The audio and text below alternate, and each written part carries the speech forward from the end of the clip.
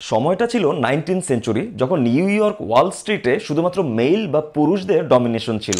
শুধুমাত্র একজন মহিলা ছিল যিনি কিনা এই স্টেরিওটাইপকে ভেঙে দিয়েছিলেন। উলফ অফ ওয়াল স্ট্রিট সম্পর্কে আমরা কম বেশি সবাই জানি, কিন্তু 19 শতকের ওই সময়ে একজনকে the which of Wall Street বলা হতো, যার আসল নাম ছিল হেটি গ্রিন। হেটি ছিলেন একজন সেলফ মেড মিলিনিয়ার, যিনি তার শার্প ইনভেস্টমেন্ট স্কিলের জন্য অনেক ফেমাস ছিলেন। উনি রিয়েল এস্টেট, রেল রোডস আর গভর্নমেন্ট বন্ডসে ইনভেস্ট করে নিজের আলাদা একটা এম্পায়ার তৈরি করে ফেলেছিলেন। কিন্তু শুধুমাত্র অর্থবিত্তের জন্যই উনি সাকসেসফুল হননি, বরং তিনি মার্কেটকে বোঝার একটা ওয়ে অফ স্ট্রাকচার আবিষ্কার করেছিলেন। একবার শুধু চিন্তা করুন, একজন মহিলা যার কাছে অলমোস্ট $100 মিলিয়ন অ্যাসেট রয়েছে, তিনি এতটাই মিতব্যয়ী ছিলেন যে উনি সবসময় ব্ল্যাক ড্রেস পরতেন, কারণ কালারফুল ড্রেসের ক্লিনিং কস্ট বেশি আসতো। এত ধনী হয়েও তিনি রেন্টেড অ্যাপার্টমেন্টে থাকতেন এবং ট্রাভেল করার জন্য পাবলিক ট্রান্সপোর্ট ইউজ করতেন। How weird is that? এসবের বিপরীতে হেটি সবসময় বলতো, আমার শো অফ করে মানুষকে দেখানোর কোনো শখ নেই, বরং মার্কেট থেকে প্রফিট গেইন করাই আমার শখ। ওই সময় উনি এটা প্রমাণ করে দেখেছিলেন যে ফাইন্যান্সিয়াল ওয়ার্ল্ড শুধুমাত্র পুরুষদের জন্যই সীমাবদ্ধ নয়, বরং যার ট্যালেন্ট আর স্মার্টনেস আছে, সে পুরুষ কিংবা নারী যেই হোক না কেন, সেই